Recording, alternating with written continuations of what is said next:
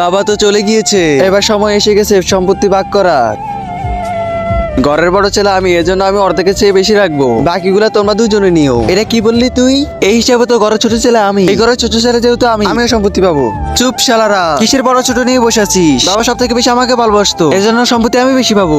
আবে আমি পাবো, আবে আমি নিবো, আমি নিবো, আমি নিবো, আবে আমি নিবো, আমি নিবো। দেখেছেন মহারাজ, আমি বলেছিলাম আমার ছেলেরা সম্পত্তির জন্য নিজেদের মধ্যে ঝগড়া করবেই। এবার আপনি কিছু সময়ের জন্য আমাকে পৃথিবীতে পাঠিয়ে দিন, যাতে আমি এই তিনজনের মধ্যে সম্পত্তি ভাগ করে দিতে পারি। ঠিক আছে। তার আগে দেখবো তুমি কি আল্লাহর ঘরটিকে বেশি ভালোবাসো নাকি এই মন্দির ঘরটিকে বেশি ভালোবাসো। যদি আল্লাহর ঘরটিকে বেশি ভালোবাসি থাকো তাহলে এই ভিডিওটি একটি লাইক করে চ্যানেলটা সাবস্ক্রাইব করে দিবে। আর যদি মন্দির ঘরটিকে বেশি ভালোবাসি থাকো তাহলে কিছু করার দরকার নেই। আমি নিবো, আবে আমি নিবো, আমি নিবো, আবে আমি নিবো, আমি নিবো, আবে হারামিরা। বাবা আপনি জীবিত হয়ে গেছেন? হ্যাঁ, কিন্তু কিছু সময়ের জন্য। তোমরা তিনজনের মধ্যে সম্পত্তি ভাগ করার জন্য এসেছি। দাও কাগজ দাও।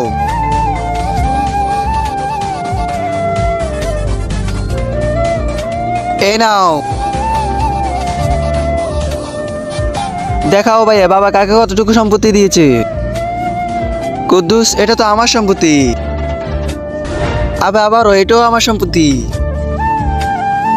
আবে এটাও তো আমার সম্পত্তি। আবে এটাও আমার। এটা তুমি কি করেছো? তুমি কি তোমার বড় ছেলেকে বেশি ভালোবাসো?